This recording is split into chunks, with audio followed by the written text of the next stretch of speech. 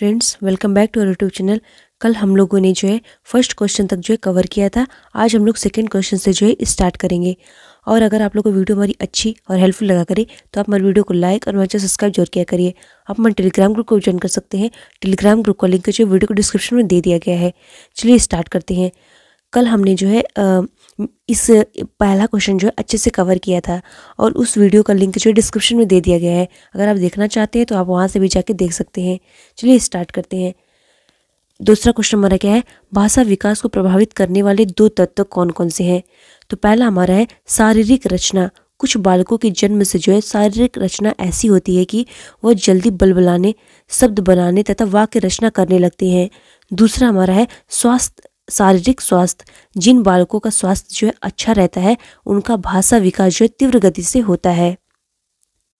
अगला क्वेश्चन हमारा है सामाजिक विकास की जो है 5 कसौटियां कौन कौन सी हैं। तो मिचेल ने जो है सामाजिक विकास के 6 मापदंड जो बताए हैं। पहला हमारा है अशिक्षा से सार्वभौमिक शिक्षा की ओर जो है रूपांतरण होना। और दूसरा हमारा है एकंतरण से जो है प्रजातंत्र तथा सार्वभौमिक वयस्क मताधिकार की ओर जो है परिवर्तन। और तीसरा हमारा है कानून के समक्ष सभी की जो है समानता में वृद्धि। और चौथा हमारा है राष्ट्रीय प्रभुसत्ता में जो है वृद्धि होना। और पांचवा हमारा है धन के केंद्रीकरण से उचित और न्यायपूर्ण वितरण की ओर परिवर्तन। और हमारा है स्त्रियों की स्थिति में दासी के स्थान पर साथी के रूप में जो है परिवर्तन। ये जो हमारा है सामाजिक विकास की 5 कसौटियां हैं। नेक्स्ट क्वेश्चन हमारा है शांति व्यवस्था में 5 बाधक तत्वों के नाम बताइए। तो पहला हमारा है समाज में व्याप्त अराजकता। और दूसरा हमारा है भग्न या टूटे परिवार शांति व्यवस्था में जो है बाधा पहुंचाते हैं। और तीसरा हमारा है जिन परिवारों के सदस्य अपराधी होते हैं उनमें बच्चे भी जो है अपराधी प्रवृत्ति की ओर जो है प्रवृत्त होते हैं। और चौथा हमारा है बालक बुरे साथियों की संगति में भी जो है बिगड़ जाते हैं। नेक्स्ट प्रश्न हमारा है वृद्धि एवं विकास से क्या आशय है। तो शिक्षा के क्षेत्र में वृद्धि और विकास का जो है अत्यंत महत्व है। शिक्षा मनोवैज्ञानिक बालक के जो है विकास के विभिन्न पक्षों व विकास की विभिन्न अवस्थाओं में घटित होने वाली वृद्धि विकास की प्रक्रिया के स्वरूप तथा बालक बालिकाओं में होने वाले शारीरिक, मानसिक, सामाजिक, संवेगात्मक, नैतिक आदि परिवर्तनों का जो है ज्ञान कराता है, जिससे जो है विभिन्न आयु के बालकों के विकास के लिए जो है प्रशिक्षण, अनुदेशन और निरंतर अभ्यास का जो है सुनियोजन किया जा सकता है। अभिवृद्धि से आशय है जो हमारा आकार, वजन, विस्तार, जटिलता आदि की जो है दृष्टि से जो बढ़ना। जबकि विकास का अर्थ होता है व्यक्ति का एक अवस्था से दूसरी अवस्था में जो है पदार्पण करना। इस तरह जो है अभिवृद्धि का जो स्वरूप है हमारा परिणात्मक रहता है, जबकि विकास का स्वरूप जो होता है हमारा गुणात्मक रहता है। अगला क्वेश्चन हमारा है विकास एवं वृद्धि में 4 अंतर बताइए। तो विकास जो होता है हमारा, पहला अंतर हम लोग देखते हैं, विकास जीवन पर्यंत एक व्यवस्थित और लगातार होने वाला जो है परिवर्तन होता है, लेकिन अभिवृद्धि जो होती है जीवन पर्यंत नहीं होती है, एक निश्चित आयु के पश्चात जो यह रुक जाती है। दूसरा हमारा है विकास कभी भी जो है नहीं रुकता, यह परिपक्वता की अवस्था प्राप्त होने पर जो है विकास पथ पर जो है अग्रसर रहता है। और हमारी अभिवृद्धि परिपक्व अवस्था प्राप्त होने अभिवृद्धि जो है रुक जाती है। और तीसरा हमारा है विकास वातावरण से भी जो है संबंधित होता है, लेकिन अभिवृद्धि का संबंध शारीरिक तथा मानसिक परिपक्वता से जो है होता है। चौथा हमारा है यह मात्रात्मक पहलुओं का नहीं बल्कि जो है गुणात्मक और स्वरूप के परिवर्तन का जो है संकेत देता है, लेकिन अभिवृद्धि जो हमारी है मात्रात्मक पहलुओं में जो है परिवर्तन अभिवृद्धि के क्षेत्र में जो है आता है। अगला क्वेश्चन हमारा है अभिवृद्धि की परिभाषा। तो मेरेडिथ के अनुसार जो है कुछ लेखक अभिवृद्धि का प्रयोग केवल आकार की वृद्धि के अर्थ में जो है करते हैं और विकास का जो है विभेदीकरण के अर्थ में होता है।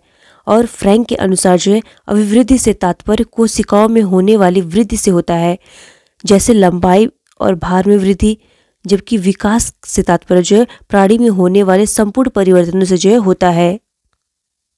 अगला प्रश्न हमारा है विकास की परिभाषा दीजिए अथवा जो विकास का अर्थ बताइए।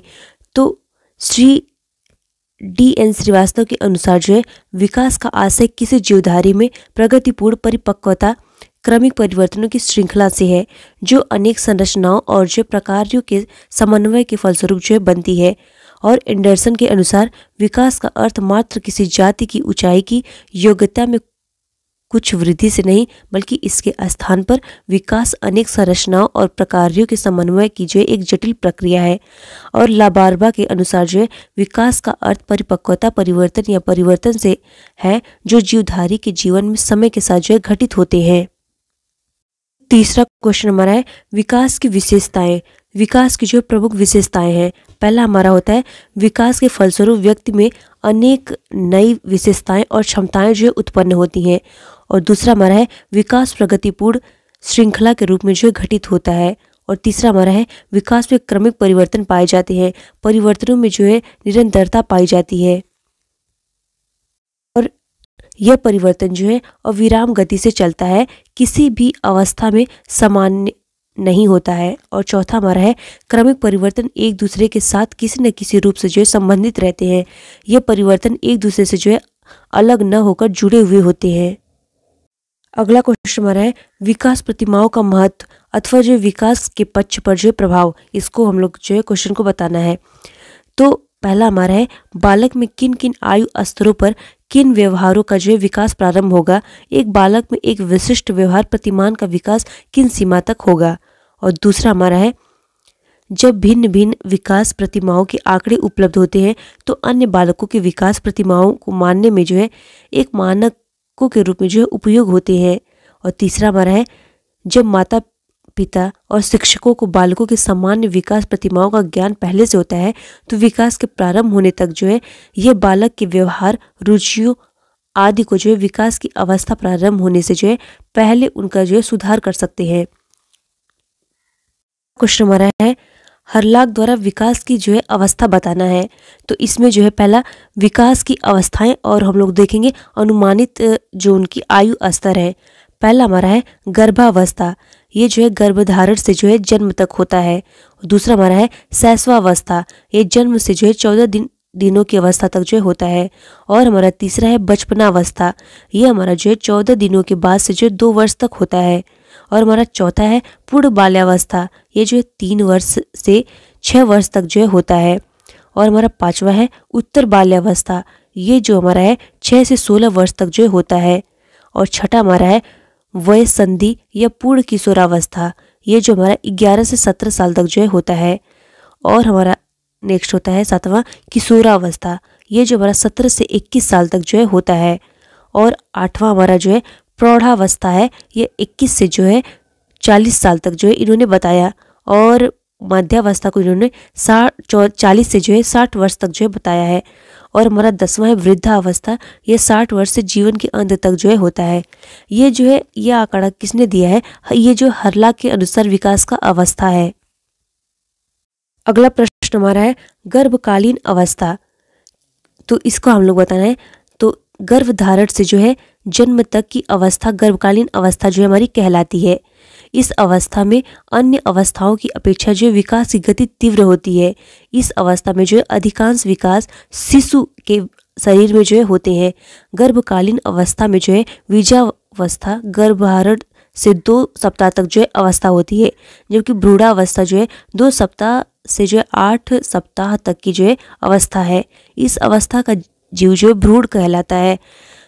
गर्भस्थ शिशु की अवस्था जो है 8 सप्ताह से जन्म के पूर्व तक जो है अवस्था होती है।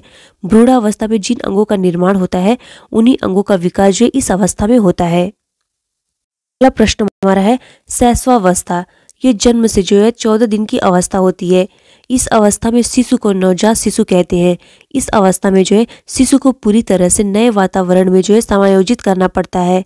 यह नया वातावरण माँ के गर्भ की अपेक्षा पूरी तरह से जो है भिन्न होता है, इसलिए जो है इस अवस्था को समायोजन की अवस्था भी जो है कहा जाता है। और इस अवस्था में बालक को अनेक प्रकार की क्रियाएं जैसे चूसना, निगलना, श्वसन, उत्सर्जन करनी जो है पड़ती है। और इस अवस्था का प्रमुख कार्य जो है बालक द्वारा विभिन्न नवीन परिस्थितियों के साथ समायोजित स्थापित करना है। अगला क्वेश्चन हमारा है बचपनावस्था, यह अवस्था 2 सप्ताह के बाद से 2 वर्ष की जो है अवस्था होती है।